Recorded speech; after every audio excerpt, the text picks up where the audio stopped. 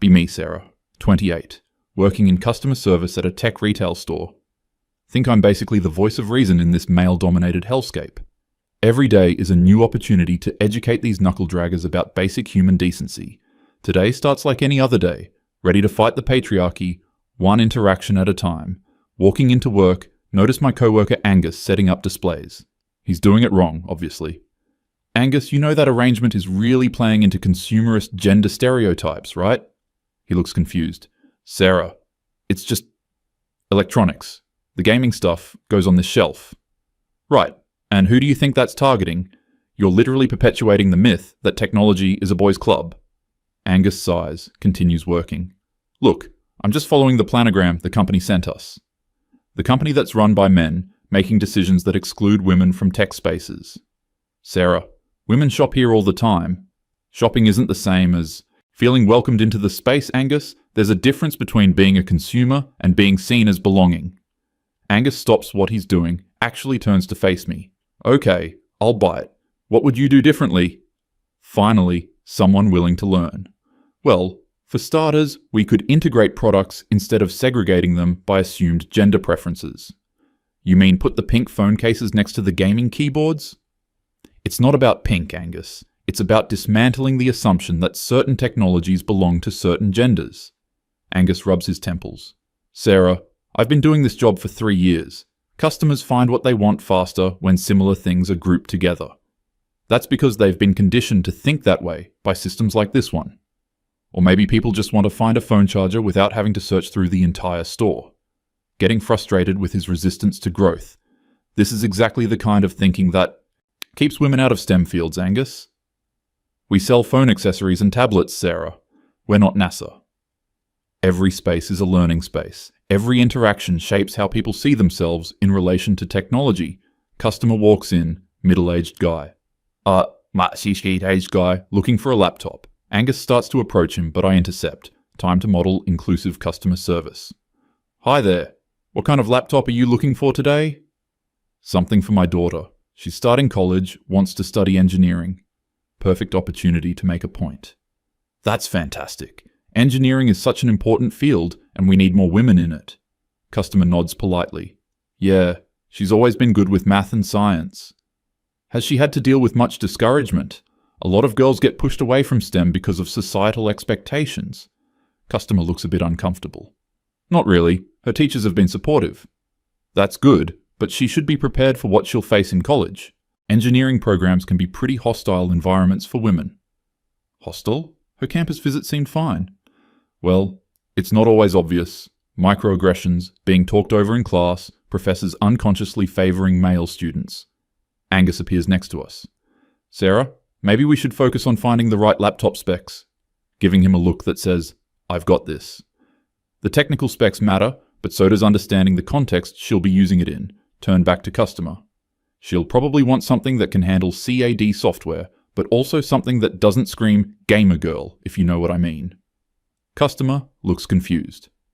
I'm not sure I follow. A lot of engineering software is marketed toward men with aggressive gaming aesthetics that can make women feel like outsiders in their own field. She just said she wanted something fast with good graphics.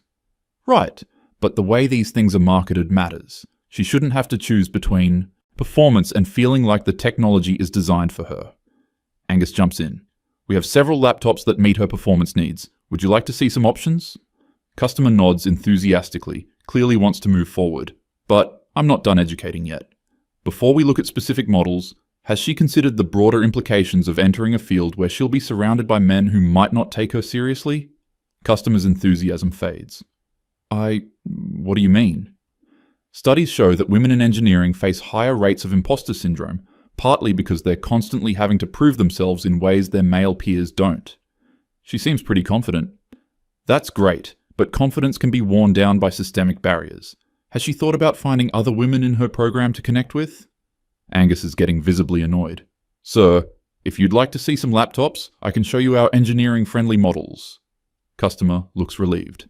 Yes, please. Following them to the laptop display. Angus, you're missing an opportunity to have a meaningful conversation about representation in tech. Angus stops walking. Sarah, can I talk to you for a minute? We shouldn't exclude the customer from conversations about inclusion. Customer speaks up. Actually, I'm fine just looking at laptops. My daughter can handle the social stuff herself. But that's exactly the problem, putting the burden on her to navigate systems that weren't designed with her in mind. Angus is staring at me hard. Sarah, now. No, fine, whatever. Excuse ourselves to the back room. What is wrong with you today? Angus demands. I'm trying to provide customer service that actually serves customers instead of just perpetuating harmful systems. You just spent 10 minutes telling a father that his daughter is going to fail because she's a woman. I didn't say she was going to fail. I said she'll face challenges that male students don't face. Angus is pacing now. Do you hear yourself? This guy comes in happy and excited about his daughter's future, and you're telling him she's doomed to fail because of her gender. I'm giving him realistic expectations so he can support her better. You're projecting your own issues onto a complete stranger's family. My issues? Angus, this isn't about me. This is about systemic inequality. No, Sarah. This is about you making everything political when people just want to buy a computer. Everything is political. That's the point you keep missing.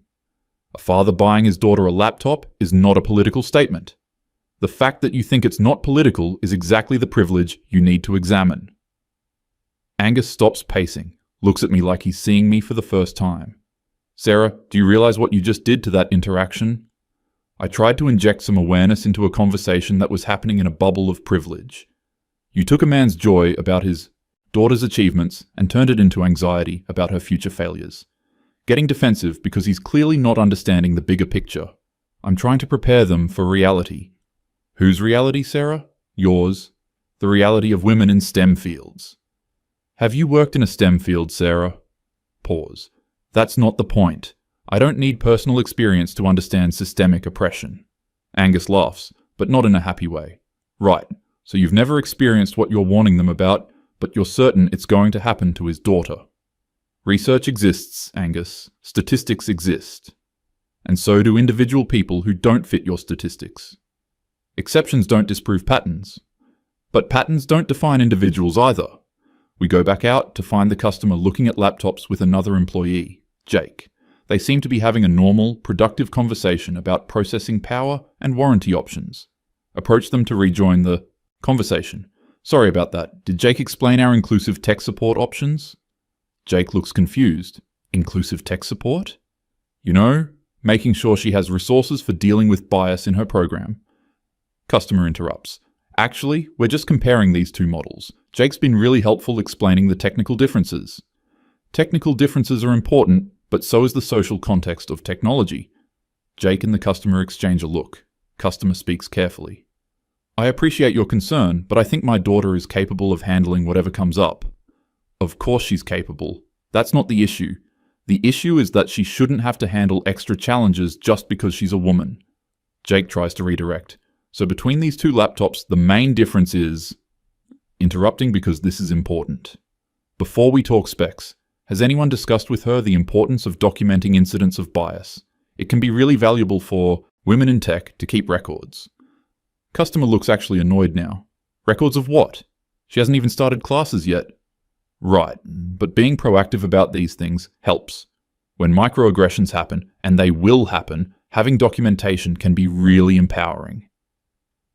You keep talking about all these terrible things that are going to happen to her. Why, finally, a direct question I can really address. Because ignoring these realities doesn't make them go away. Women drop out of STEM programs at higher rates than men, and it's not because they're less capable. Maybe some women drop out for reasons that have nothing to do with discrimination. Like what? Customer is getting heated now. Like maybe they find other interests. Maybe they decide engineering isn't for them. Maybe they want to start families. Maybe a million reasons that don't require assuming everyone around them is sexist. Those choices don't happen in a vacuum. Social pressures influence all of those decisions. So women can't make real choices about their own lives? Of course they can, but those choices are shaped by systems that limit their options.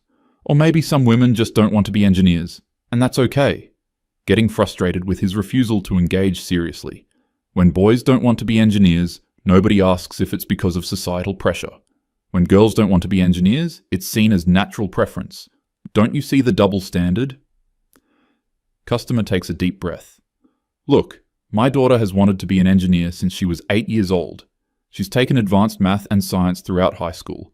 She's excited about college. I came here to buy her a laptop, not to have someone tell me she's going to be miserable. I never said she'd be miserable. I said she should be prepared. Prepared for what? To assume every interaction is hostile? To look for discrimination in every conversation? Prepared to recognize bias when it happens so she can address it effectively. Jake, who's been quiet, finally speaks up. Sarah, maybe the best way to prepare her is to get her a good computer that helps her succeed at what she wants to do. Technical tools are only part of success, Jake. Customer nods at Jake. Exactly. Look, I understand you think you're being helpful, but you're not. You're taking something positive and making it negative. I'm being realistic. No, you're being pessimistic. There's a difference. Angus rejoins our group. Everything okay here? Customer looks relieved to see him. We're trying to decide between laptops, but we keep getting sidetracked. Angus shoots me a warning look. Happy to help with that. What's most important to you in a laptop? Good performance for engineering software, reliable, good warranty. Great. We have several options that fit those criteria. Trying to add value to the conversation. And you'll want to make sure she's comfortable asking for help when she needs it, because a lot of women struggle with that in tech environments. Customer stops looking at laptops, turns to face me directly. Why do you keep doing this? Doing what? Telling me my daughter is going to have problems. Telling me she's going to struggle. Telling me she needs special preparation for things that might not even happen. Because these things do happen, and pretending they don't helps no one. But you don't know my daughter. You don't know what her experience will be like. I know what the research says about women's experiences in engineering programs.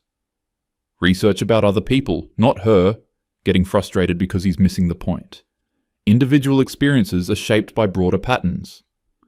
And individual experiences can also break broader patterns, only if we acknowledge the patterns exist in the first place. I'm not denying patterns exist. I'm saying my daughter isn't a statistic. Everyone's experience is individual, but that doesn't mean systemic issues don't affect them. Customer is looking really tired now. Do you have kids? No, but do you work in engineering? No, but I understand. Do you know my daughter? Obviously not, but then why are you so convinced you know what her experience is going to be like? Pause, because this is clearly bad faith. Because I care about women's experiences in male-dominated fields. By assuming those experiences will be negative? By being realistic about challenges that exist? Jake interrupts. Maybe we could focus on finding a laptop that will help her handle whatever comes up. Customer nods gratefully. That sounds perfect. But we shouldn't ignore the context she'll be using it in. Angus steps closer to me. Sarah, why don't you help other customers? I'll finish up here. I'm providing valuable perspective. Customer speaks up. Actually, I'd prefer to work with Angus or Jake. Stung by the rejection, but trying to stay professional. I understand. I just want to make sure you have all the information you need. I have the information I need. I need a laptop for my daughter who's going to study engineering. That's it. Okay, but if you change your mind about discussing the social aspects, I won't. Walking away to help other customers, but lingering close enough to hear their conversation. They're talking about processor speeds and RAM like those are the only things that matter, missing the bigger picture entirely. Next customer is a young guy, maybe college age, looking at gaming equipment. Perfect opportunity to address toxic gaming culture. Looking for anything specific today? Yeah, I need a new headset. Mine broke. Gaming headset? Yeah. Do you play online games? Mostly, yeah. Have you noticed how hostile gaming spaces can be toward women? He looks confused. I mean, some people are jerks online. Right, but women face specific types of harassment in gaming that men don't typically experience. Okay? I'm just wondering if you've thought about how your behavior in games might affect women players. I don't harass people, if that's what you're asking. That's good, but harassment isn't the only issue. Even well-meaning behavior can contribute to unwelcoming environments. Like what? Finally, someone willing to engage. Like assuming women players are less skilled, or being surprised when a woman is good at a game, or making comments about their voice in chat.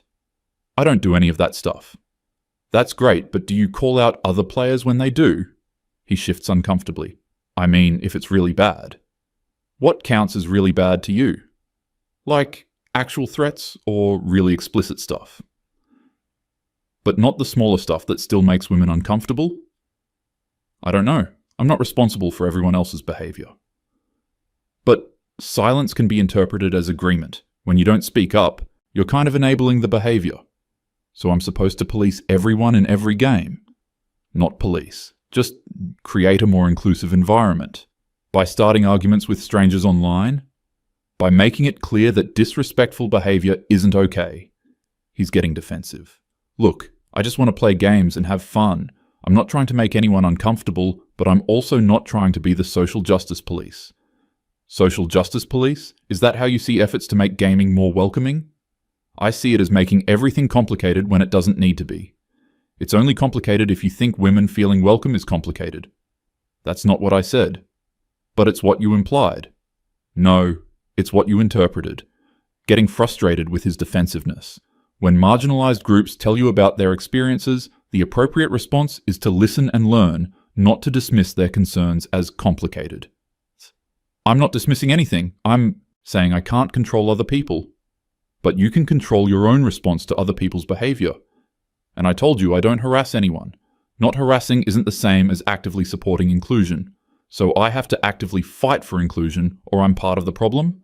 Neutrality in situations of injustice supports the status quo. Jesus Christ, I just want to buy a headset. Angus appears again. Everything okay over here? Customer looks relieved again.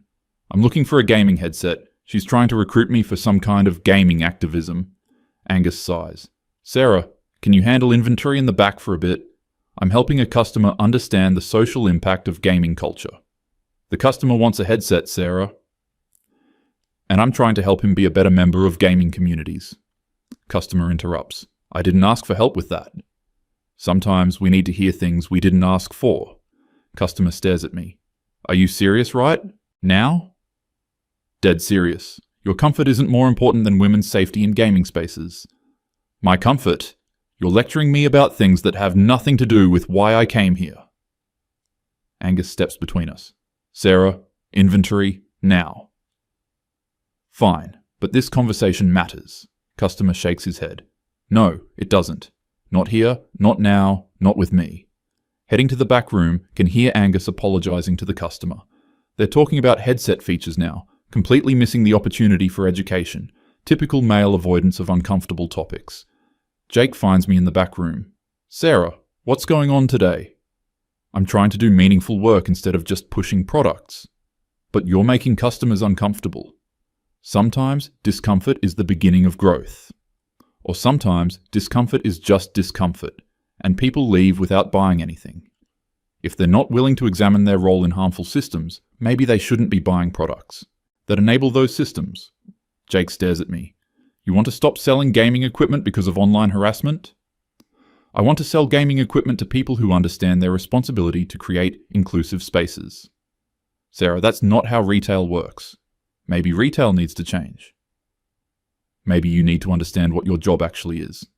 Getting defensive. My job is customer service. Helping people understand the social impact of their purchases is service. No, Sarah. Your job is helping people find products that meet their needs. Their needs include being better human beings. That's not your call to make.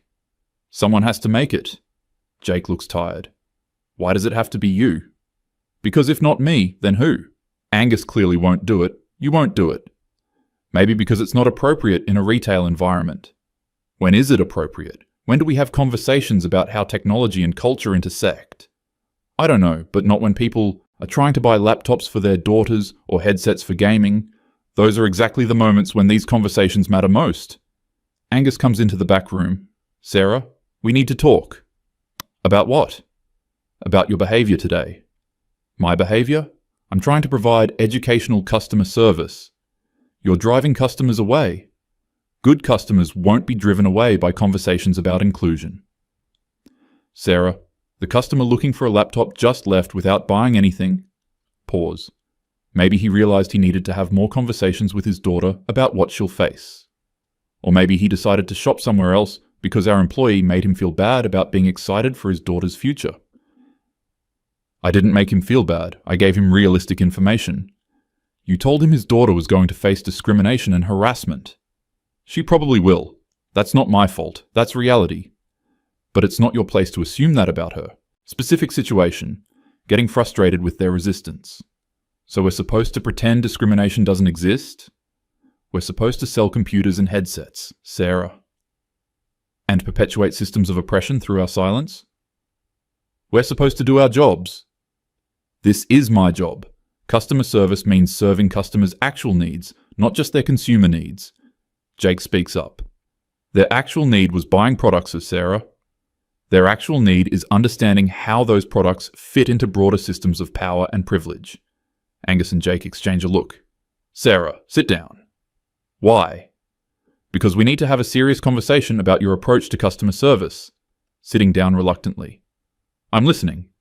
Angus takes a deep breath. Do you understand why customers were uncomfortable today? Because they're not used to being challenged to think critically about their role in oppressive systems. Or because they came here to buy things and you lectured them about topics they didn't ask about. Topics that are relevant to their purchases. According to who? According to basic social awareness.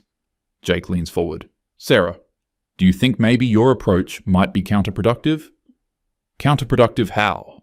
If people leave here feeling bad or defensive, are they more likely or less likely to think about the issues you want them to think about? Pause to consider this. Sometimes, discomfort is necessary for growth.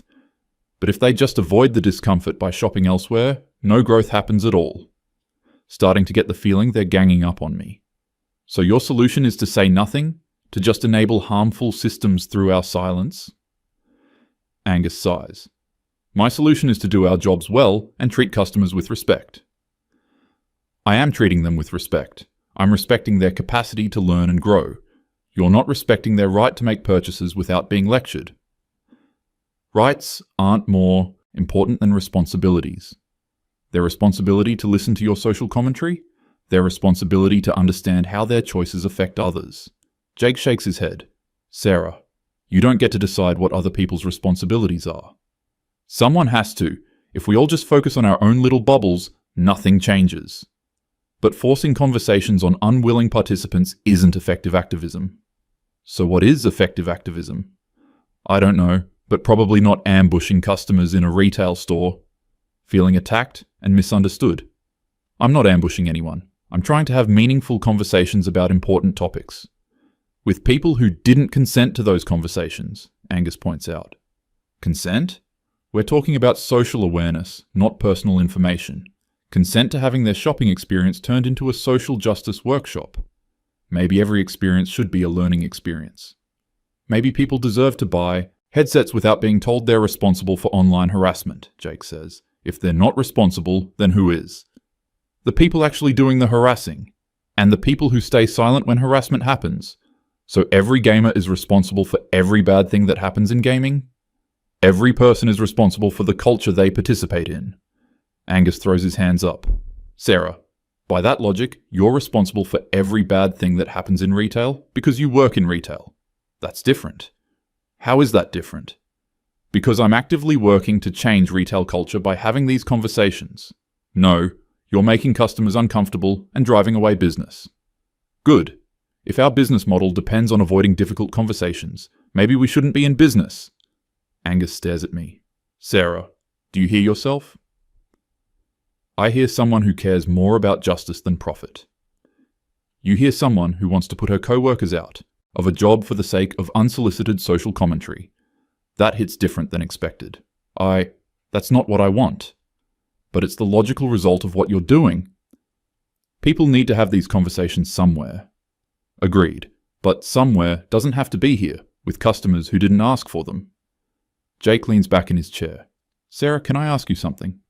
Sure. When you talk to customers about these issues, how often do they seem genuinely interested in hearing your perspective? Thinking about today's interactions, it's not about interest, it's about necessity. But if they're not interested, how effective do you think you're being? Effectiveness isn't always immediate. Okay, but if they leave feeling defensive and annoyed, are they more likely or less likely to think positively about the issues you care about? Pause. They might think about them later. Or they might associate those issues with being lectured by a stranger while trying to shop.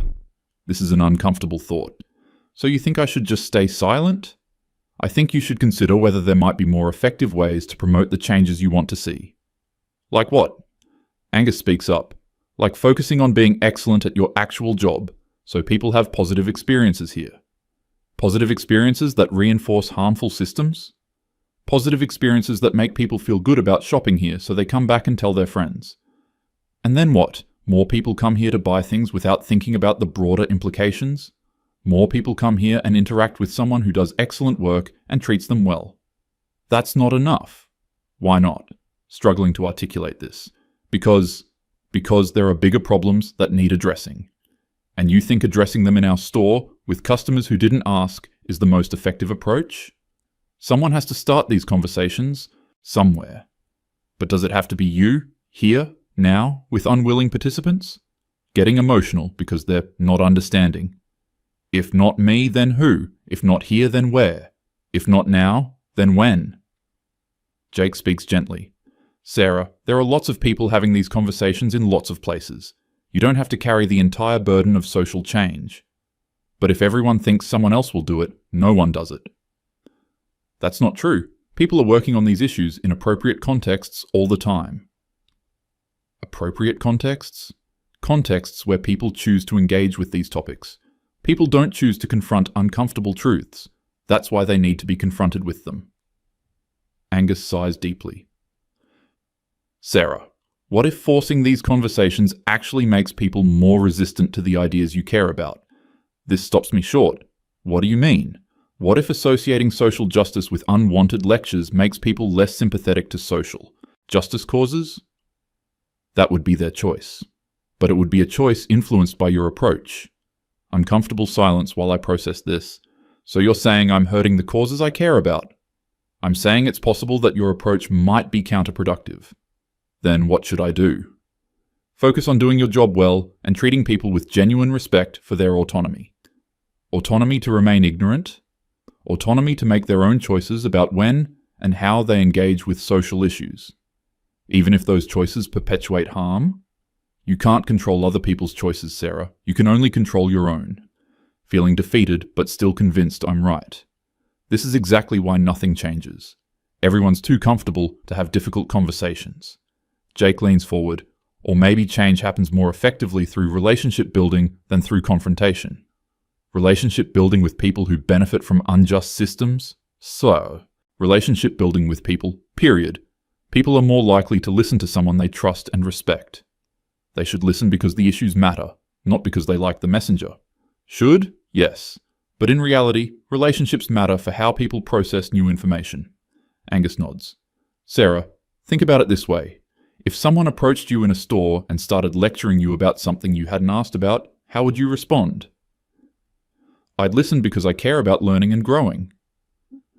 Would you, really? Or would you feel defensive and annoyed, forced to consider this honestly? I might feel defensive initially. Right, and when you feel defensive, how open are you to changing your mind? Less open, I guess. So what makes you think other people are different? Long pause while I think about this. I suppose I thought if the issues were important enough, people would get past their defensiveness. Important to who? Jake asks gently. Important objectively. But people don't experience importance objectively. They experience it personally. So what? We just cater to everyone's comfort level and never challenge anything? No, Angus says. We find ways to challenge that are actually effective. And you don't think confronting people with uncomfortable truths is effective? Not when they haven't chosen to be confronted. Sitting with this for a moment. So when is confrontation appropriate? When people have opted into conversations where confrontation might happen, Jake suggests. Like where? Like discussion groups or classes or forums specifically for these topics. But that's preaching to the choir. The people who need to hear these messages aren't in those spaces. Maybe, Angus says, but forcing messages on unwilling audiences might not reach them either. So how do we reach them? By building relationships first, by earning the right to be heard. Earning the right? These are basic human rights issues. Yes, but rights to speak don't guarantee rights to be heard. This is a distinction I hadn't considered. So you think I need to earn credibility before I can address these issues? I think you need to consider whether your current approach is actually changing any minds. Reflecting on today's interactions, the laptop customer seemed pretty resistant. How did that make you feel? Frustrated, like he was choosing to stay ignorant. And how do you think it made him feel? Probably defensive, maybe attacked. And when people feel attacked, are they more likely or less likely to consider new perspectives? Less likely. So what happened in that interaction? Thinking through this. He came in excited about his daughter's future, and he left feeling defensive about everything. And how does that serve your goals? It doesn't. It might actually work against your goals. Feeling the weight of this realization, oh, Jake speaks carefully. Sarah, it seems like you really care about these issues. I do. And you want to make a positive difference. More than anything. But what if the way you're trying to make a difference is actually creating more resistance to the changes you want? This hits hard. You think I'm making things worse? I think your intentions are good, but your approach might be counterproductive. So what should I do differently? Angus speaks up. Focus on being the kind of person others want to listen to. What does that look like? Excellent at your job, kind to customers, respectful of their autonomy, someone who builds trust over time. And then what? Then maybe, in the right contexts, with people who trust you, you might have opportunities for the conversations you want to have. But that could take forever. Sustainable change usually does take time, Jake says gently. Meanwhile, harmful systems keep operating, and confrontational approaches might strengthen people's commitment to those systems. Sitting quietly, processing all of this, starting to see how today's interactions might have looked from the customer's perspectives. I think I might have made some mistakes today. We all make mistakes, Angus says. The question is what we learn from them. I wanted to help people understand important issues. That's a good goal. But I might have just made them associate those issues with being uncomfortable and annoyed. That's possible. So I might have actually hurt the causes I care about. This realization is hitting hard. I never thought about it that way. It's hard to see our own impact sometimes, Jake says kindly, especially when our intentions are good. Yeah, Angus leans forward. Sarah, what if instead of trying to educate every customer about social issues, you focused on providing such excellent service that people leave here feeling good about their experience? How does that help with social change? People who have positive experiences here will recommend us to others. So more people get to interact with our diverse team and see that we do good work. I'm not following, Jake explains. Representation matters, right? People seeing that women can be excellent at tech retail, that diversity makes businesses better? I guess. That's a form of social change. Quiet, gradual, but real. It seems so small. Small changes add up over time, and they don't create backlash the way confrontational approaches might. But it feels like giving up on bigger conversations. Angus shakes his head. It's not giving up. It's being strategic about when and how you have those conversations. When is the right time? When people are genuinely curious, when they ask questions, when they trust you enough to hear difficult things. And that happens by doing good work and building relationships first? Often, yeah. Thinking about this approach. It seems so slow. But it might be more sustainable, Jake points out, and more effective in the long run. I feel like there's so much urgency around these issues. There is urgency, Angus agrees, but urgency doesn't always mean confrontation is the right tool. What does it mean? It means finding the most effective ways to create change, even if they're not the most emotionally satisfying ways. This distinction between emotionally satisfying and actually effective is hitting me hard. You think confronting people was emotionally satisfying for me? Was it? Jake asks, thinking honestly. Kind of, yeah. It felt like I was doing something important. But was it actually important if it didn't change any minds? No, I guess not. So maybe the question is how to do things that are actually important, even if they don't feel as immediately satisfying. Long silence while I process this. I think I need to apologize to those customers. They're gone, Angus says gently. I know, but if they come back, I should apologize. That would be good. And I should probably think about how to approach these issues differently. That sounds wise? I still care about the same things. Of course you do, and you should. But maybe I need to be smarter about how I pursue them. Jake nods. Change is hard, and it usually happens slowly, through relationship building rather than confrontation, even when the issues are really important. Especially when the issues are really important. Important changes need to be sustainable. I think I've been trying to force conversations that need to happen naturally. That's a really insightful observation, Angus says, and natural conversations happen when people trust each other and feel safe. Which doesn't happen when customers feel ambushed by unexpected lectures, feeling embarrassed about my behavior today. I was so focused on the importance of the message that I ignored whether anyone was actually in a position to hear it. We've all done that in different ways, Jake says kindly. It's hard to find the balance between caring about issues and being effective advocates for them. So tomorrow I just do my job well and wait for natural opportunities.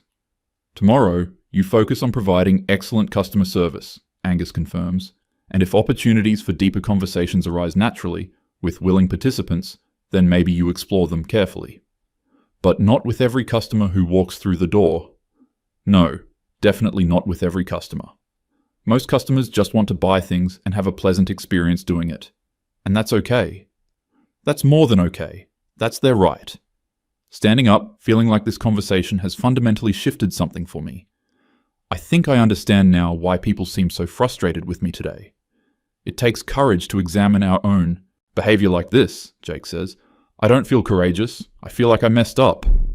Messing up is how we learn, Angus says. And recognizing when we've messed up is the first step toward doing better. Go. I want to do better. Then you will. Walking back out to the main store, seeing it differently now. Customers browsing, employees helping them find what they need. Simple interactions, but meaningful ones. People getting what they came for and leaving satisfied. Maybe that is enough. Maybe that's actually more than enough. Maybe building a reputation for excellent, respectful service creates more positive change than confrontational lectures. Maybe I've been so focused on grand gestures that I missed the value of consistent, quality interactions. Tomorrow, I'll try a different approach. Tomorrow, I'll focus on helping customers find what they actually want. And if opportunities for deeper conversations arise naturally, I'll handle them with more care and wisdom, but I won't force them. Because forcing doesn't work. And because people deserve better than that. And because the causes I care about deserve better advocacy than that. Sitting with the realization that good intentions aren't enough. Impact matters more than intent. Effectiveness matters more than emotional satisfaction. And sustainable change requires patience, strategy, and respect for other people's autonomy. Hard lessons, but important ones. Tomorrow will be different. Tomorrow will be better.